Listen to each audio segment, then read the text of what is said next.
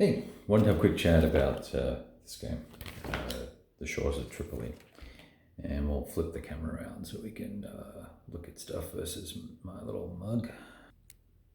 There we go.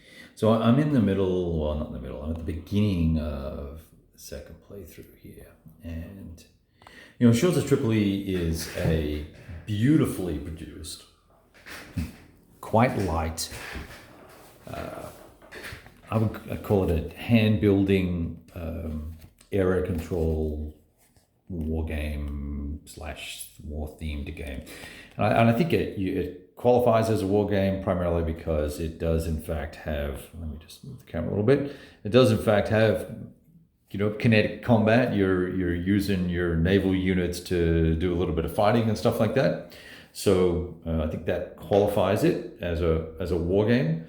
But it's on the extreme far left end of light and obviously highly abstract, but quite thematic, primarily because of the components, and I think the rules lend itself to that as well. We'll get into a couple of other things in just a sec. I want to grab a piece of paper. I'll be right back. So you barely knew I was gone, right? So the couple of things first.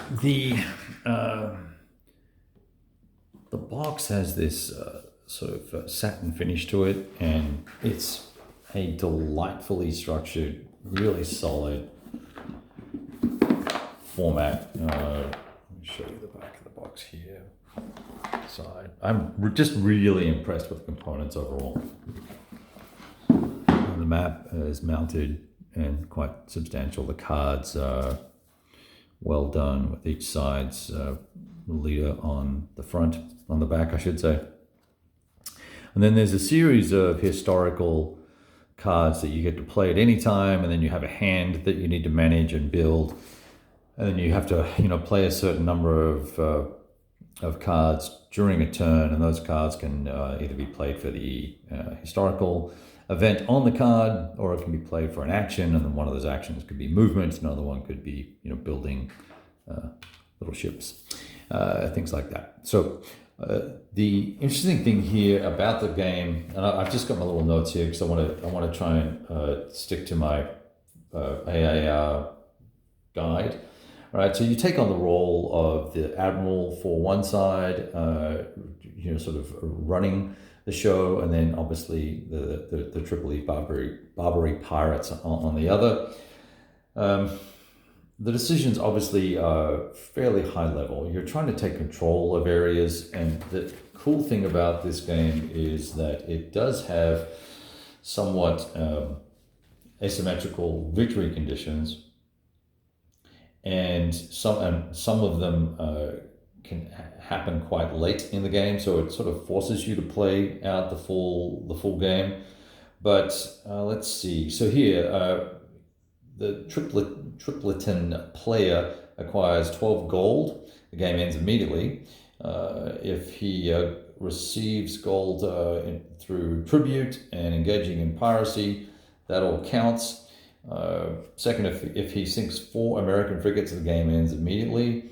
And then finally, he can eliminate Hamet's army, which is one of the factions on the board here.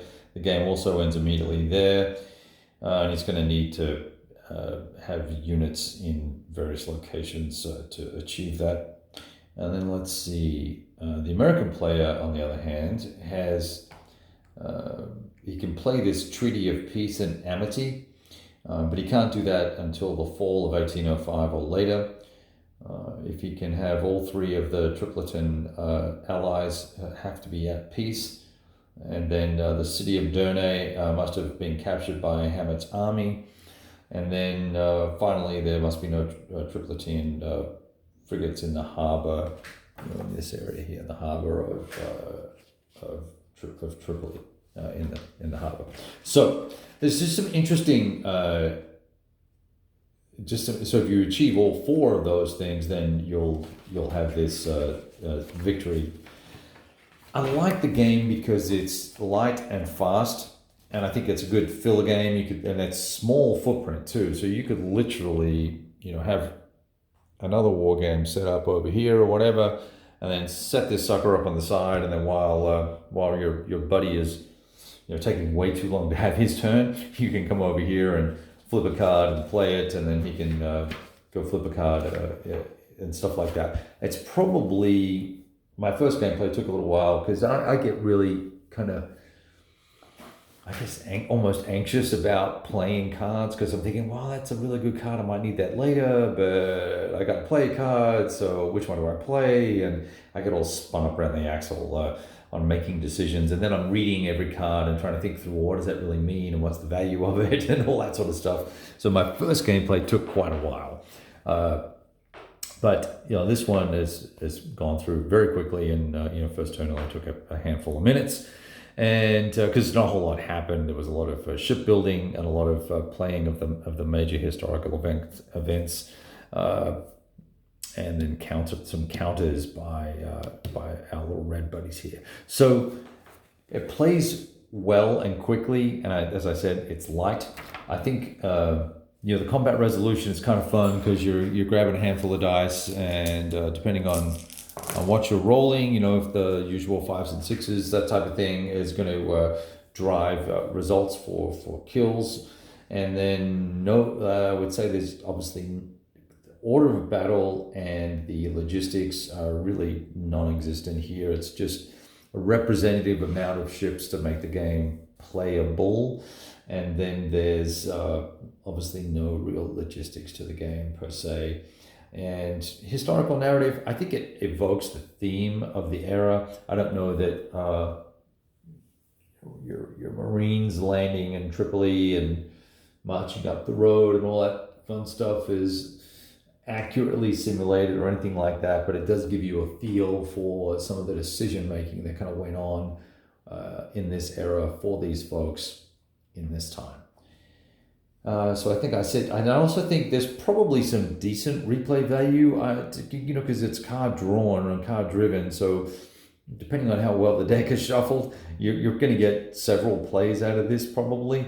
But I don't know that it's that engaging that you're going to go, I need to play this again because I'm going to try strategy Y instead of strategy X. I'm not sure that it's that sort of compelling type of game. Pretty straightforward rule book. It's full color. It's high gloss. It clocks in at 12 pages, including solitaire rules, right? So there's solitaire rules on the back.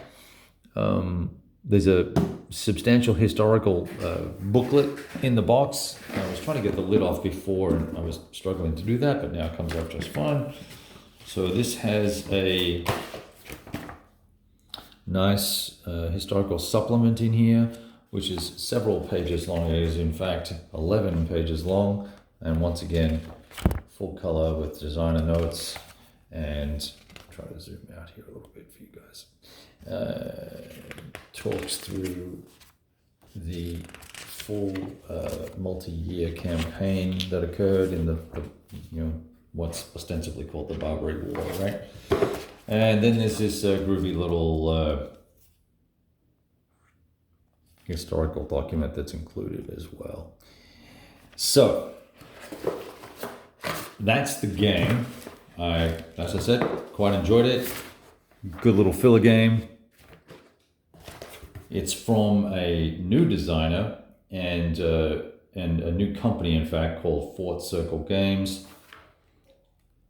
And I'm just trying to, now I've forgotten the designer's name. I hate it when I do that. Sorry, Bertie.